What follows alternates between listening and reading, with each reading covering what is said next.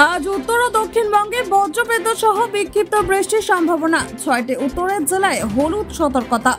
দক্ষিণে 30 থেকে 40 কিমি বেগে বইবে দমকা হাওয়া।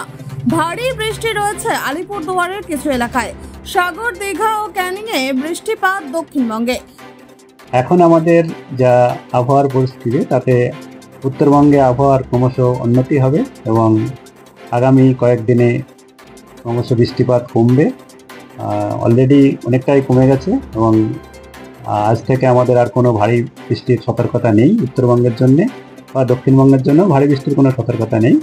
তবে এখন বিক্ষিপ্তভাবে উত্তরবঙ্গের ক্ষেত্রে বিক্ষিপ্তভাবে হালকা থেকে মাঝারি বৃষ্টিপাত আগামী দুদিনে বজ্রবিদ্যুৎ সহ হতে পারে দক্ষিণবঙ্গে। তবে থান্ডারস্টর্ম অ্যাক্টিভিটিটা বেশি এলাকা জুড়ে হতে পারে।